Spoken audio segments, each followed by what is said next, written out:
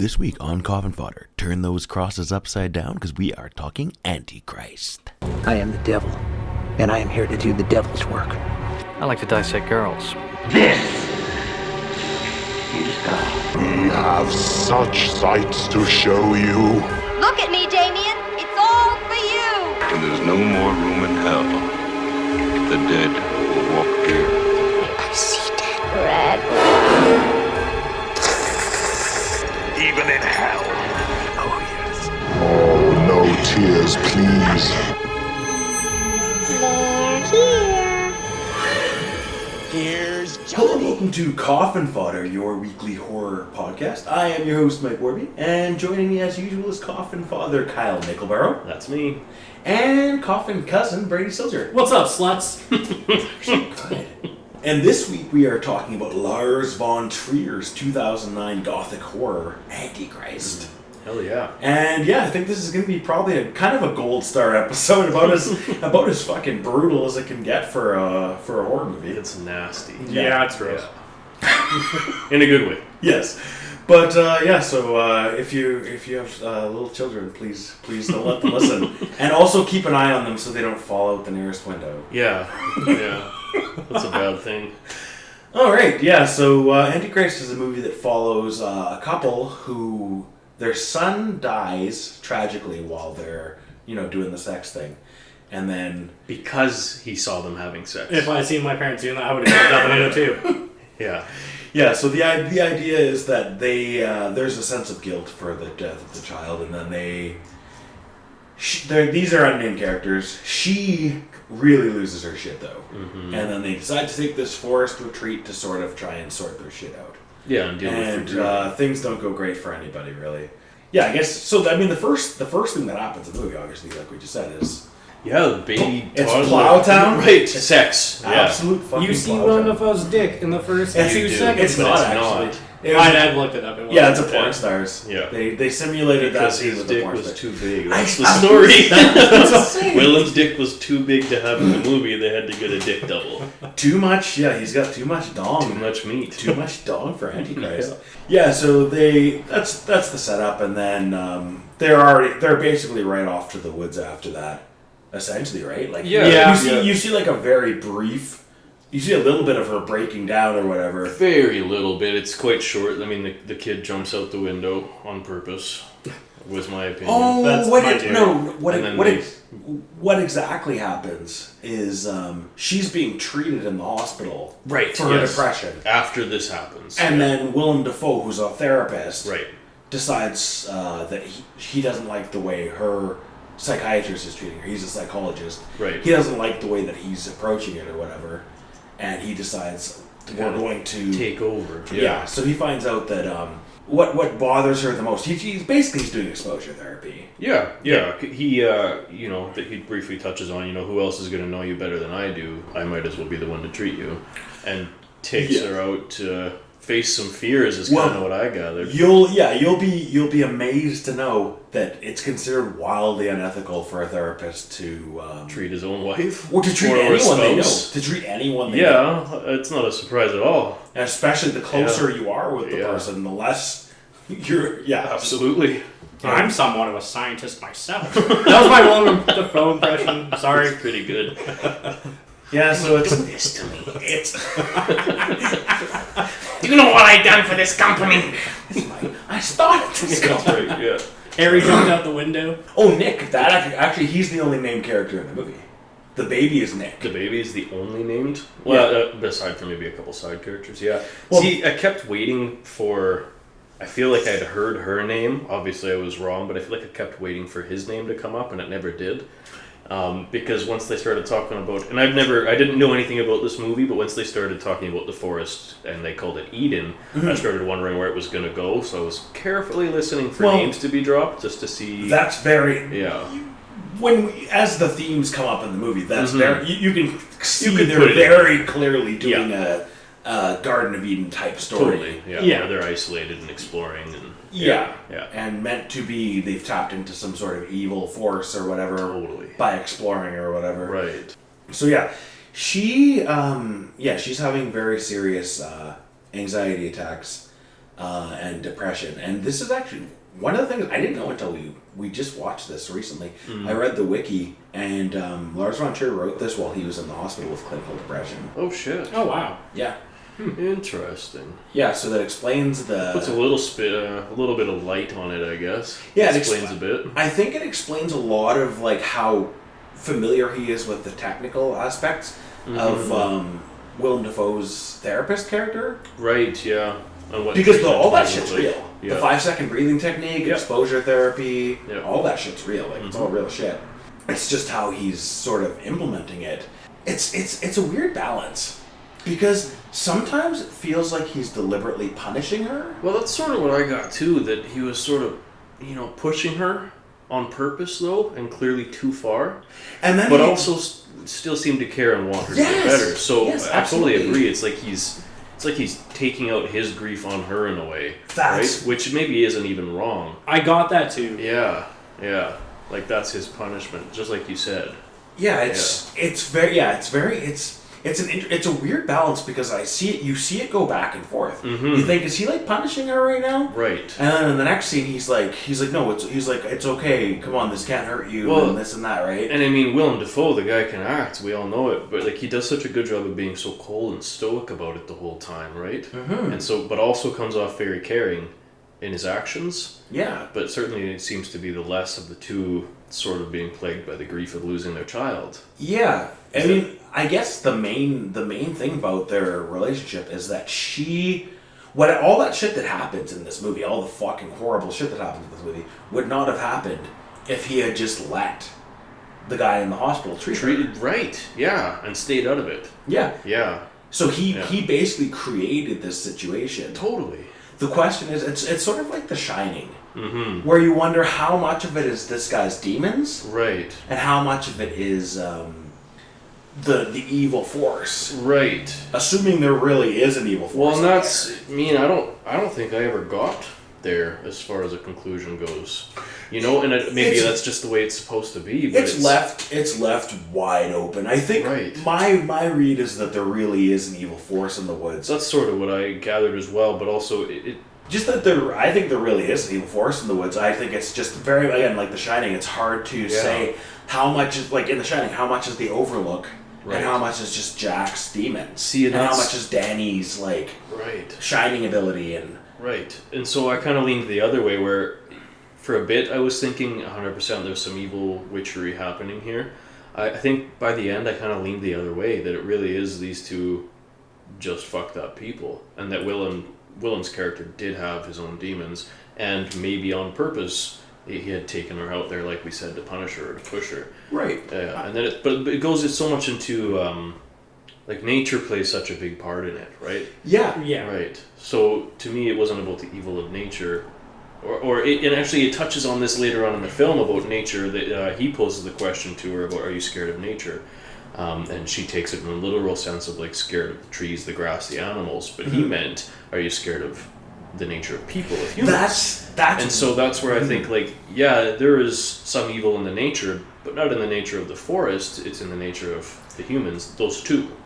Yeah, they're definitely doing the double meaning double of nature. innuendos. Yeah, they're definitely doing that because later on she says the nature of women, and then he said, "What do you mean?" And she says she's basically suggesting that women are inherently evil. Yeah, which is the Garden of Eden allegory and stuff, right? Because Eve's the corrupter of Adam, and she's the reason. Yeah.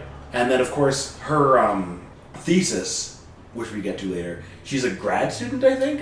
She says grad student, yeah. Okay. She's doing her, like, master's thesis or something.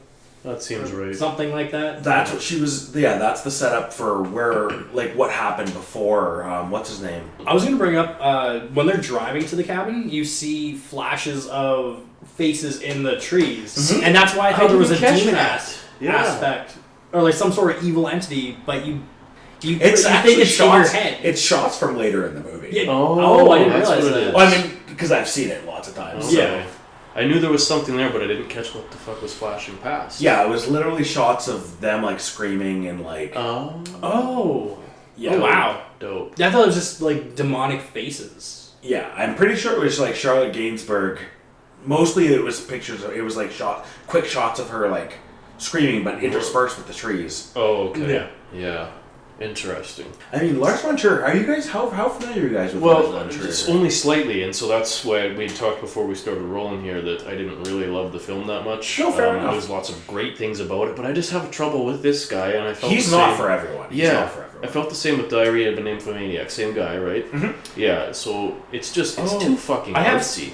Yeah, I have. I thought that this Yeah. is the only movie I've ever seen. I've seen Diary of a Nymphomaniac too. Well, it's just Nymphomaniac, but Okay, whatever. Oh, A Diary Thanks, of a Wimpy Kyle. Kid. yeah, Diary of a Wymphomaniac. Who's Yeah. to say?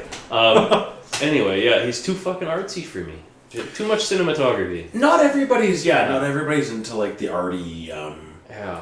Interestingly, though, tying into remember we were talking when we were talking about Annihilation last time. Right. The dedication at the end of this movie. Remember I mentioned Stalker. Yeah. He dedicated this movie to Andrei Tarkovsky. I saw that. That's the guy who made Stalker. So is that part of why you picked this next? 100% total coincidence, but I couldn't. Crazy. When I said, Yeah. I forgot because I haven't watched this movie in a long time Yeah. either. I've seen it like probably 5 to 10 times. Yeah. I saw the name and I was like, weren't we just talking about that? Yes, that's precisely. That's it. awesome. I think it's interesting with Yeah. that. Yeah. So I mean, We've jumped forward and back and no, forth. it's but- fine. Yeah. Early on, there's like, it's a hard movie to summarize because Truly. it's basically the entire movie is just two people in the woods together. So, like, just for reference, I mean, we take notes on the movies we watch. I have one line from this movie because I just got too... I didn't even love it, and it was so slow at the beginning that I kind of wanted to give up, but I also got so hooked into it that it's like I wasn't going to stop watching the movie to take fucking notes. I was hooked. It's his most jarring movie, I think. It gets heavy. It gets oppressive almost, right?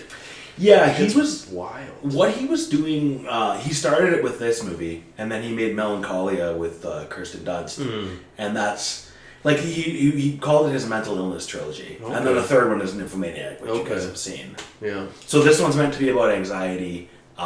Melancholia is about depression, and then obviously Nymphomaniac is about sex addiction. Yeah. wait, sorry. Is Defoe in Melancholy? No, it's Kirsten Dunst, and I don't know. He's got a knack for getting these girls naked because she's naked in that one too. Okay, I'm gonna go watch this right now. Yeah, it's a great. What's with all the Spider-Man cast being It's actually- naked in these movies? It's a great... Melancholy is a great movie in my I might opinion. have to check it out. This guy's Yeah. making movies about me. Yeah, he's a weird guy. He made one movie called Dogville Uh-huh. with Nicole Kidman, and that movie is it's his most experimental movie. It's like a play. He basically has people on stage acting out a play with no objects, almost no objects in the entire movie. So he's trying to make it like they have to imagine it all themselves or whatever. Okay. And it actually like works. Like there's almost no there's like chairs and like tables and like maybe a door here and there, stuff like that. Like it's as bare bones as you. He literally shot the entire movie on a stage. See, I trust you that it's enjoyable, but that just sounds... It's too fucking artsy for me. No, that's fine. Like I said, especially Lars Von Trier is not everybody's cup of tea. I caught into him, but he's not for everybody. There was some long shots in this where I was just like, get to the fucking point. I'll agree with you, Kyle. Yeah. There was points where I was like, oh, Just God. come on. One of the most, the one of the ones that stood out to me the most was, I think, both of them when they're walking through the forest and it gives you that really artistic looking painting scenery shot of her like slowly walking across the grass. It's when he's trying to console her. He's doing that a lot. He does that a lot in this So movie. fucking long, yeah. See, and I think that's part of what attracts me to it. I love the visual style of it. Yeah. It's a very like movie. It works for it because it is an off-putting style, I suppose. Yeah. Right? It instantly kind of blurs reality or like vision, right? So it puts you in a place where, I don't know, boundaries are being tested, I suppose. Yeah, it's such a strange movie. I watched it. I happened to watch this movie during a pretty heavy dark time in my life. First major breakup, and I think That's part of why it made such a strong impression. For sure, I could see that. Yeah, I definitely. mean, it's the movie's dealing with relationships and grief. Right, yeah, and gets really into it. I mean, as they go on, there's some real fun stuff that happens. But yeah, It drills into you. it does Not drill to into you. spoil it, but it drills into you. Oh yeah, It really explodes on you. really locks you up. Really bashes drills your away the genitals in. He's doing the therapy with her essentially. Mm-hmm. He's in charge. There's something weird going on, and again, because she says the ground is burning her, Right. and then she takes her boot off, and does you have can some actually burns, see, or there are. rashes or Yeah. whatever. Yeah. So there, it seems to be that there's really some sort of thing going on in this woods. Or she's having such a mental reaction to her grief that it's impacting her physically, True. which they say in the film. I believe. Yeah, that's a good point. Well, So you could argue either way. Sorry. Oh, sorry. What I thought was maybe the aforementioned demon or whatever possessed her in the hospital, and that's Willem Dafoe caught it on early on. That's what I kind of thought when the movie first started, and that's why he went to the woods so she wasn't around people in case she was possessed by a demon or by the Antichrist. But that's just what I got from the initial watch. But That's a fair read. That's definitely not No. how. Yeah, I didn't pick that up. I mean, That- you're that on was- your own. We will be as respectful as we can of your opinions. Yeah, I don't. I don't think so. Yeah, that wasn't. I don't think that was. This ain't it, bro, as they say. Yeah. So As they're entering the forest, so there's is it pain, grief, and yeah, grief, pain, in brackets, chaos reigns. right, 3 despair in brackets, gynocide. Right. And then chapter 4 is the 3 beggars. And then you have the prologue and the epilogue. that's right. So pain, grief, and despair. So I mean, we see those figures on their side table or their desk in their home as babies walking out the window for his journey. Yeah. And then we see them again later, but we see early on this deer, a doe running through the forest. This is early as they're entering the forest, and it's what I assumed was a stillborn baby. calf. Yeah. And it coming out, and it's running away with this flopping dead. That's deer. the symbolism. Yeah. They do that symbolism Right? throughout the movie. Yeah. That later you have the fox eating That's his own right. guts. Which is fucking so cool, man. Like that's gnarly. And then the raven, which is Mm-hmm. a major kind of plot point towards the end of the movie. Yeah. yeah. Yeah. That's right. Oh yeah. Okay. Yeah. And then yeah. that's the constellation that she says that she has on her chart. That's right. And he's like, that's not a real That's not a constellation. real constellation. Yeah, the 3 beggars. But then they see it at the end of the movie. It's in the Yeah. sky. It's so There's much. so of it many is- things interspersed throughout that Yeah. tell the story alongside of the acting, and I think maybe that's some of my trouble with it. Not because I can't pick it up, more because maybe I find it an annoying way to tell a story. But it didn't cheapen the story. I still really enjoyed what it was doing. Yeah, You know? I think it's very much meant to be an allegorical tale. For sure. But how much of it is meant to be allegorical? And that's the is tough part. is of course the challenge Mm-hmm. because but naturally he left it as open as he could Yeah, which to is- kind of yeah. let people interpret it however they want. But it's also a very very extreme movie. Mm-hmm. Fuck yeah. Is it ever? So I mean, and it's not even weird to be on the fence about it. The movie's got like a 50% rating. I saw that, yeah. But I don't think it deserves it. I can see why, because like you said, like it's divisive, but it's a much better movie than 53%. And I didn't even like it that much. Oh, it's you one know? of this was one of those people walked out at Con Film Festival. But kind I of could movies. see why on this one. Yeah, This and- one I could see Oh, of course. as it gets into some of the raunchier. Even at the fox eating its own guts, I imagine people would leave. If they didn't leave at that, people were probably walking out at droves at some of the worst stuff. Yeah. Oh, it's. I think it's almost aggressively abrasive. Mm-hmm. But it's good that it's so abrasive on such a tough subject. Grief, I guess. Depression, grief, anxiety, losing Yeah. a child. And I those think the things. ugliness, like Yeah. as far as I understand, obviously he didn't really lose a child because that would be a big part of the story. But he was really clinically depressed, Right, yeah. So he was in a deep enough, dark enough place that he had to be hospitalized. Mm-hmm. Which is pretty deep. Yeah. That's I mean, short of literally taking your life, that's about as That's bad like as the it next can step, get. yeah. Yeah, I think he was really like I said, he wrote it in the hospital. So he was in the darkness about as deep and dark as you could be. But you used the word ugly, and I think that is a perfect descriptor for this movie. It is an ugly movie. And again, very purposefully, it is. I think it's really showing that how brutal and disturbing mental illness can really be. For sure, and the impact it can have on the actions of people, even towards loved ones, right? Yeah. Yeah.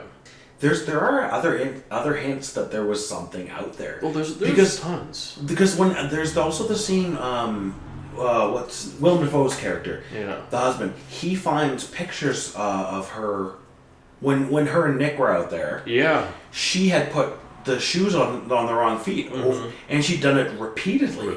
Because it's multiple pictures over multiple days, weeks, etc. Yeah. Where it was regular enough that when they do the autopsy, it showed deformities in his they feet. said there was a small deformity in his foot bones or whatever. Right. See, I don't. But so you see supernatural in that? Well, I think I don't see, because as far as I understand it, nothing disturbing had happened when she was out there with Nick. With the exception of the disturbing aspect of being a mom with a baby, I guess. Well, and hearing the ghost baby crying, right? That's disturbing enough. Yes. But see, that's where I lean into, like you said, the trials of being a mom with a baby. I see. To me, that's depression happening already, and she's so checked out and mentally broken already in that section of her life that she's either purposefully or out of neglect is putting shoes on the wrong feet. And because it's a repetitive nature, I would say it's purposefully. And the reasons why, I mean, we could ruminate on for a long, lengthy period of time. It could be to punish the child for being born, which, oddly enough... Don't we all feel oddly enough, that comes up later in the movie. Yes. But that's towards the end, so we'll save that. Fair enough. But yeah. Brady, do you want to interject anything? No, I was just gonna say, when Willem Dafoe doesn't want to show her the autopsy report about Nick, because maybe he thought he knew she was a terrible mother. That's kind of what I gathered too. That's why I kind of picked up was he knew she was a terrible mother. And I didn't know if they were together or if he was her therapist originally, and they just got together after the fact. Because I don't think they explain that, do they? No, they don't. And I would be... They are just a married couple. Right. Yeah. Not necessarily even that she's a terrible mother, but that it's clear that she's struggling. And even more so, like you said, that he knows it, he hides the rest of the pictures from her. There's multiple pictures of the kid with the boots on the wrong feet. Oh, yeah. But who's taking the pictures? Right? Yeah. Carry photos of Spider-Man!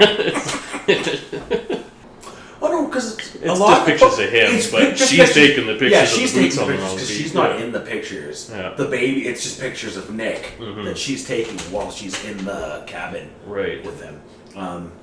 So I mean, I guess basically this is a slow escalation up. Oh, it's slow. Up. Yeah. It's slow. It takes it pays off because there's only two characters. Yes. So you can't get too fucked up in the first or second act. No, and there's plenty of all slow fucked burn. up in the third act. Yeah, there's plenty of slow burn movies. I don't know why this one rubbed me the wrong way out of all of them, but yeah, it escalates. Yeah. Yeah. So I guess as the movie goes on, we get more and more little glimpses into her past, and it's interesting. You guys mentioned how Willem Dafoe's character might think she's a bad mom because she accuses him of being an absent father. Right. Yeah. And saying she even says to him that he was never interested in her as a person until now, where he can something interesting about her. Now to he him. can fold her into his work. Right. So now now she's interesting to him. That's right. Yeah, and I think that plays more into it too, where this is a mom who's struggling and this is a father who's not helping, not doing his part, right? Yeah. And I think so much of the film is those two butting heads together and being opposed to each other that's probably pretty accurate for the relationship. Yeah, I think what a lot of what the movie is trying to do is a lot of relationships break up after a child dies. Oh yeah, I mean, it'd be extremely hard. I could only imagine. Sorry to all the people that have to deal with that, but I couldn't imagine staying with that person because it would be a life that would just constantly be a ghost of what it was before. Yeah, How could I mean, to those that do, also good for you, but yeah, absolutely. So I think that's part of what they're trying to do with the film is this idea of like, now that when everybody's at their darkest, worst point in their life, they lash out, and they always lash out at the people closest to them. And they're both, I think Willem Dafoe, he hides it better, but I think he is lashing out at her. I totally agree. Yeah, especially when you put it like that. A lot of his actions would say that, he's angry at her. He keeps pushing her. Yeah, and he's pushing her further and further, right? Particularly, they get to the point later in the movie where they could have just left. Because she's like, look, I'm fine now. I'm good. Yeah. Yeah, she's like, look, I can go in the water, I can walk in the grass, I can hug a tree, I'm totally fine. It's not bothering me anymore. And then he still wants her to stay and keep being in this thing or whatever. And at a certain point, you have to wonder, what is his actual motivation? Yeah, is it selfishness? Is it so that he can... Because he has power out here? Yeah, or so that he can feel like he's solving a problem, which takes him away from the grief of his own. Is it punishment and revenge? There's multiple things it could be, but you're right. I think he's definitely lashing out at her in his own way for whatever reason. Yeah. And then, essentially by the end, he's pushed her to the point where... See, again, it's hard to say. It's hard to say if she wasn't already crazy. And or if this evil force is... Like, maybe that's why she was scared of this place. Because it made her mistreat her child. Yeah. Yeah. Okay. But she was also studying... Again, we mentioned gynocide. That's not a real word as far as I understand it, but it seems to be a merging of gynecology, which is obviously, and then genocide, right? Killing all women. Essentially, seems to be what her thesis was about. It was about women throughout history who have been killed for no reason, essentially, other than existing for the most part, or being abnormal, or like the witch trials and stuff. All that stuff. It ties right into that witch stuff. Yeah, 100%. That's what her thesis was about. And she stopped working on it while she was out here. Yeah, I think even you just said too, like her own guilt of being a bad mother too. Yeah, I think plays into a lot of her character as a whole.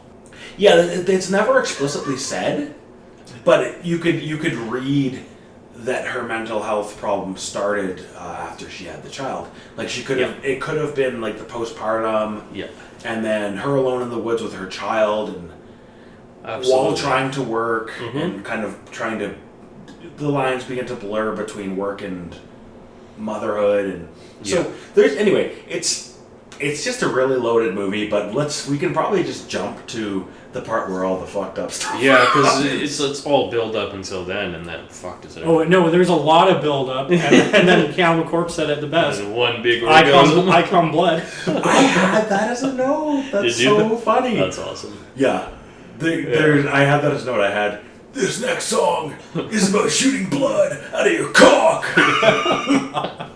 That's going to be fun because this is before we talk about it, so we're just talking about blood cum. Yeah.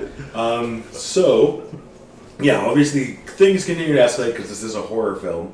In some cases, one might say the pacing is the real horror. The pacing is the real horror, for sure. But does it ever go for it when it kicks off? Yeah, so where does it start roughly? Well, throughout the movie, you can see her sort of like using him for sex to get away from the pain. And what happens inevitably is he kind of shuts her down a few times because he's like, no, you need to live in it, you need to stay in it. Again, is he trying to help her or is he trying to punish her? Right, no, feel sad. No, you have to feel sad. Yeah. Well, at one point he says, she says, you don't love me, and he says, I don't. She runs outside and masturbates outside by the tree. That was the... I don't know if you guys ever saw probably you never saw the trailer. That is the centerpiece of the trailer. Is it? The shot where he's plowing her on the tree, and you can see all the corpse arms coming out of the tree. Which is the coolest shot in the movie. It's amazing. Sure. That was the cover of the movie too. Yeah, that's the cover I see. That's awesome. Yeah, I think no matter what you think of the movie, you have to admit that it has some really super cool moments. some shit that I would put on my wall. Fuck yeah. A lot of cool. Yeah. Paint. You could basically make a painting of of like almost any shot of this movie and just pop it on the wall. Mm-hmm. Yeah. Yeah. There's like it looks great. That end scene, like the epilogue when all the people are walking up the. Yeah, that's cool. rad. And I really, when we get there, I really want to hear what your guys' interpretation of that is, because I have my interpretation, but I'll also want to hear yours. I'll save it until we get to the end. Yeah. But yeah, so what escalates things finally to bloodshed point is he won't, for the second or third time, he won't have sex with her when she wants him to. Okay. And then she reaches over and grabs a log and smashes his balls with That's it. right. Fuck And yeah. he passes out from the pain. Yeah, that's which, right. good for him. Thank God, yeah. Yeah. That's right. It came out of nowhere. I was watching, and then fucking wham with a log, and then right in the. I don't wince a lot at horror movies. Fuck. Damn. I can feel my balls inside me. It's like, I can feel your balls inside me. That's how hard it was. Oh, yeah. So she smashes his balls, and then seems to become more and more possessed by whether it's her mental illness or She just the jumps, darkness of the woods. That takes us to the cannibal corpse moment. Fuck yeah. Yeah, she jerks him off till he literally sprays blood All over her. Yeah. And she fucking she drills a hole in his leg with a manual drill. Yeah. And then puts a... Again, luckily he's passed out. Yeah, and then puts a grindstone and bolts the grindstone through his calf so he can't run away. Right. See, and that's part of the escalation in that, leading up to that. Is she keeps saying that you don't love me, you're gonna leave me. Yeah, and then so she literally drills a hole in his leg and puts a grindstone into his leg so he can't leave. Right, and then she jerks him off, right? Yeah. And he fucking... It's horrendous. It's absolutely so gross. horrendous. Yeah, and you don't know that's coming. And so it goes from like hitting the nuts with a log, drilled through the leg, grindstone on, quick jerk off sesh, blood come. It just keeps going. It just keeps going. Gross. It is horrendous. Yeah, I don't think it gets much grosser than that, but it's still like you're on the edge. See, I think we're all guys, so Yeah. I think there's a scene later that the girls will probably wince out a bit more. Right, good lord.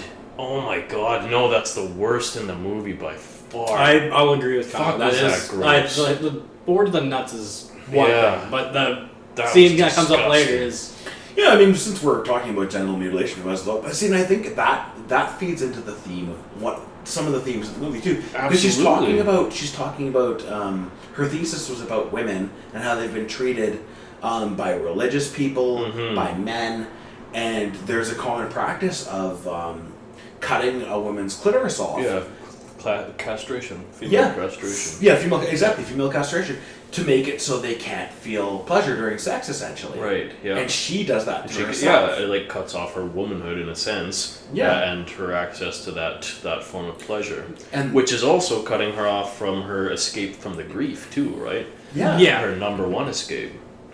It also ties into the theme of the Adam and Eve, and it also ties into the theme of the Garden of Eden theme.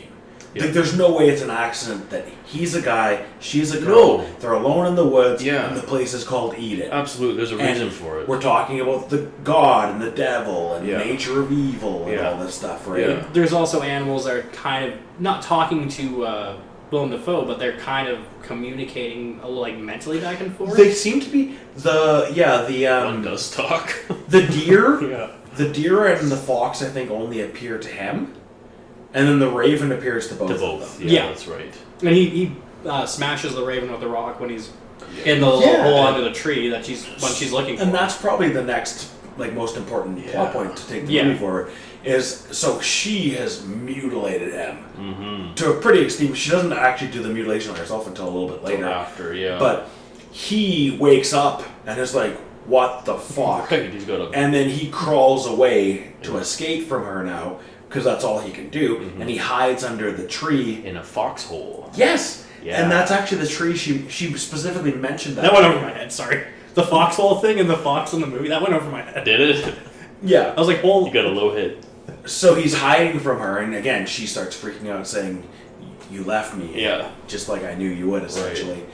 but the Raven rats him out. Yeah, and he tries to, and so this is cool to me. The unkillable Raven. Right, the unkillable Raven. But it's just another example of him giving into his own human nature, where in that moment he's ready to take the life of an innocent animal or whatever just to cover his own tracks. Right? It's very animalistic and raw, and he's smashing the shit out of this Raven to get it to shut up. Right? Yeah, because his life depends on it. It's interesting. It's interesting because later on the Raven helps him. That's right. Yeah. Because the Raven is the one that shows him where the wrench was. Because she chucks the wrench away. Yeah, she cranked the thing onto his leg and then she throws it under the cabin. Yeah.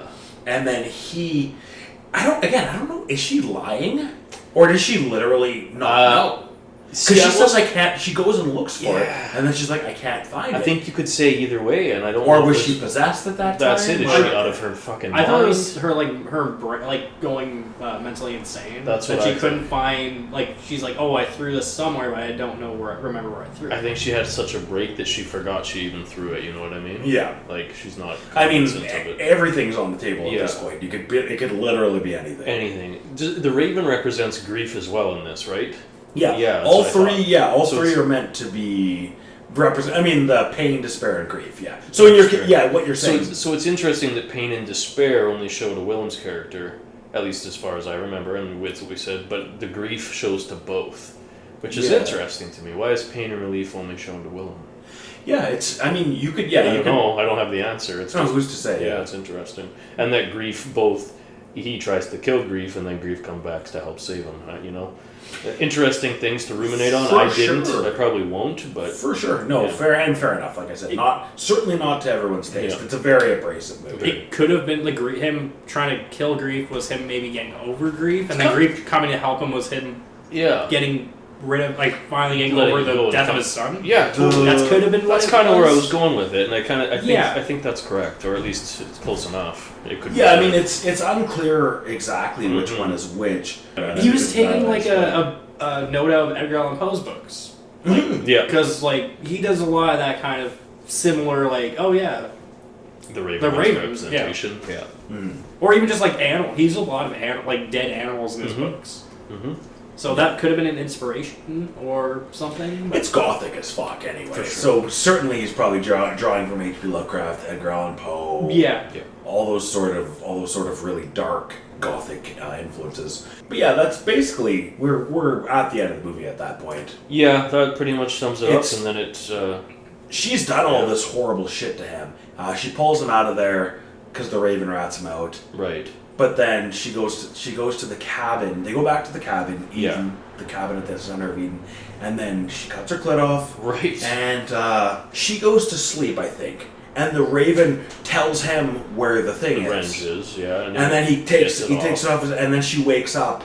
And then they just struggle. She beats the shit out of him. Yeah, she starts fighting him with scissors while he's trying to take it off. Yeah, and then he gets it off, and then he just stands up. Well, because she's killing him. She's stabbing him with scissors.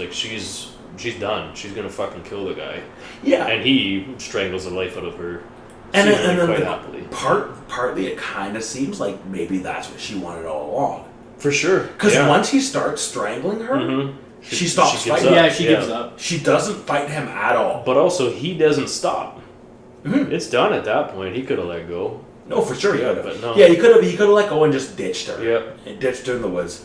But yeah, that's the ultimate end of the movie is he kills her, and then that's basically barrels us right to the final scene. Yeah, the moral is fuck around and find out. Yeah.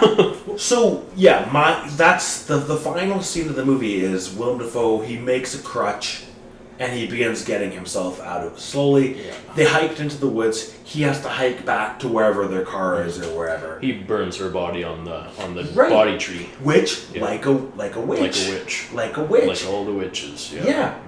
And that to me that ties into the final shot of the movie. Yeah. Okay. Who are all these women? Right.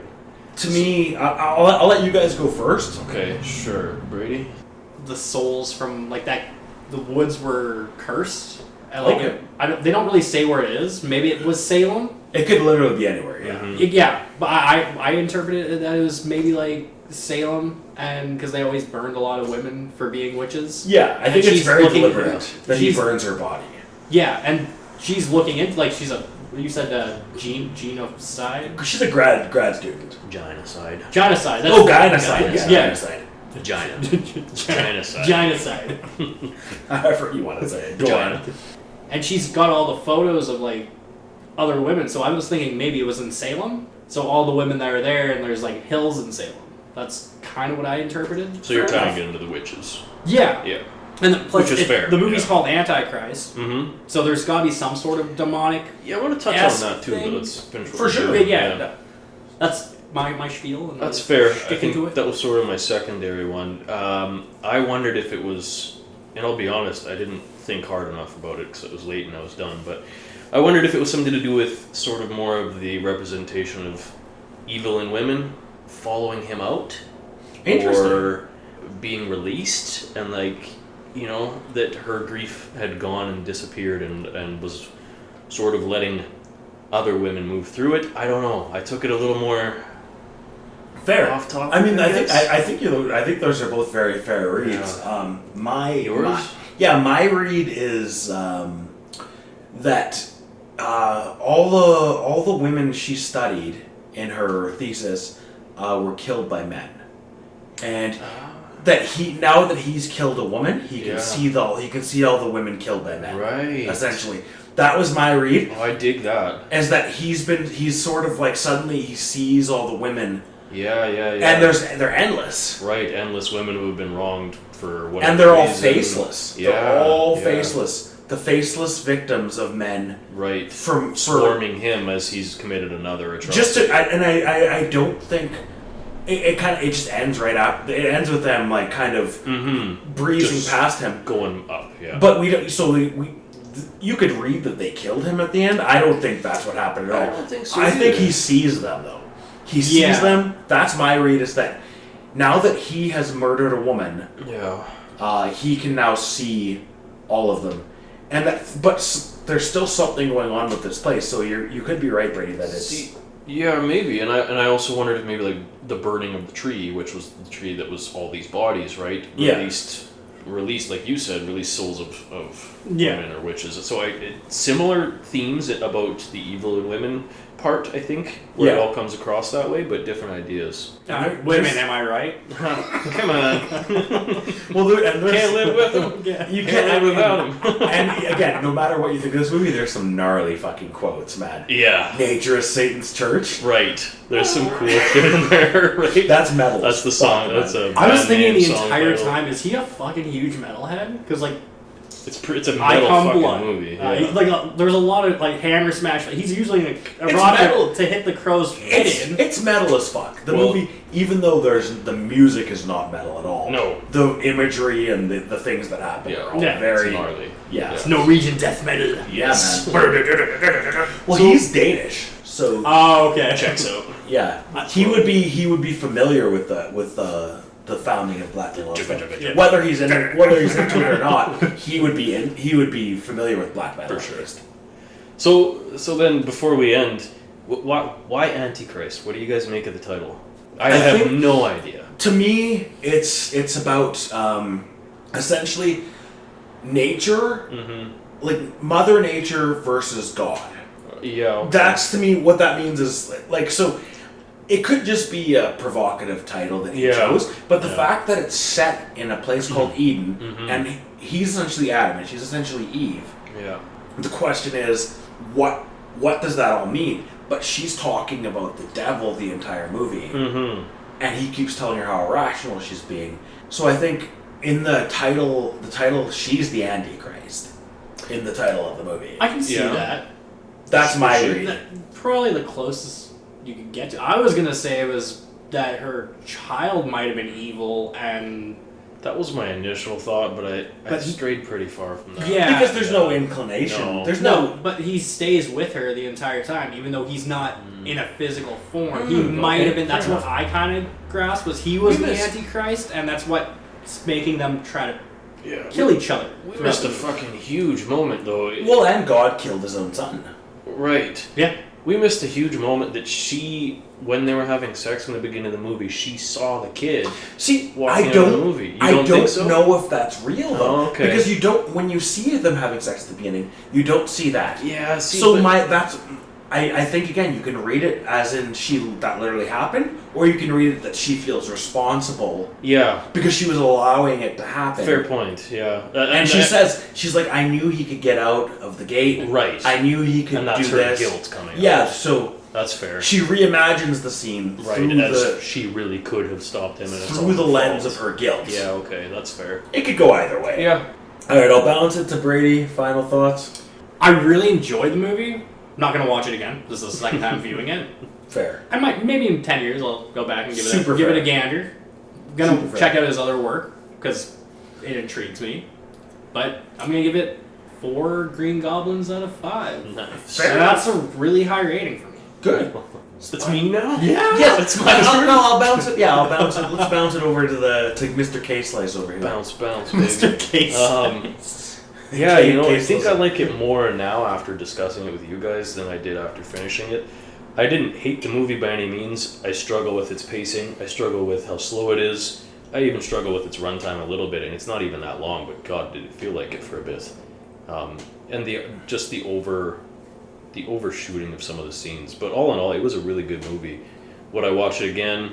Maybe once more, for good measure. But it was pretty fucking sweet, and I mean, who doesn't love coming blood? Hey, everyone's gotta do it more than Yeah, once. I gave it 1 mutilated dick out of the 2 cut clitorises. I mean, interestingly, this might not be the last we ever see of Mr. Lars Von Damn Trier it. in this podcast. Well, because he made a movie where Matt Dillon's a serial killer called The House That Jack Built. Oh yeah, okay, yeah, Oh, sweet. I'm familiar with the name. I've never seen it. That's a movie. The reason actually I have that as a possible future suggestion. Nice. The reason I have it down is because it was the most disturbing film I've probably ever seen in my life, Yeah. and I almost couldn't finish it. And I've wondered if I can handle it a second time. Really, let's do it. I want to. So that's a movie. We're not gonna LV to it Yeah. back to back, but Yeah. And our that next could be- pick is the House that Jack built. yeah, that could be a future pick. Sweet. My final thoughts. I think it's really fucked up and out there, and yeah, just it hit me at the right point in my life For sure. where I kind of really related to the themes and stuff. And I've watched a lot of Lars Von Trier, and I like most of his movies. Yeah. There's a couple that are misses for me too, but he's an interesting filmmaker at the very least. Yeah. And yeah, I think this is probably my favorite of his films. Nice. Personally. I wouldn't call it a miss for me. You know, I don't want to just make it sound like it sucked. I liked it. It was good. Scanners or this cop?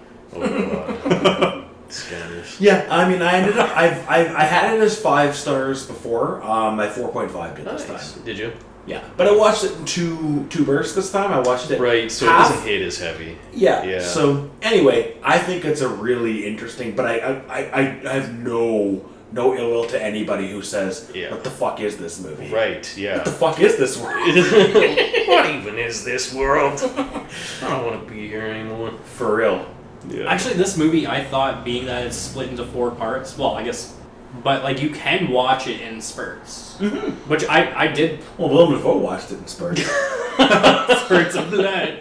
All right. Anyway, yeah, that takes us to the end of our talk about Antichrist. So next week is a Kyle Mickleborough special. Kyle, what are we talking about for the next episode? We're gonna check out the H.P. Lovecraft inspired Color Out of Space. Well, H.P. Lovecraft got mentioned in this episode, so there's a Oh. there's a smidge. Gothic to Gothic, I guess. Yeah, Color of Space, Nicolas Cage. Yeah. Speaking of people losing their fucking minds. Fuck yeah. Nick Cage, baby. Until next week when we're talking about Color Out of Space, we will see you in 7 days. And until then, Keep your eyes open. and we're out.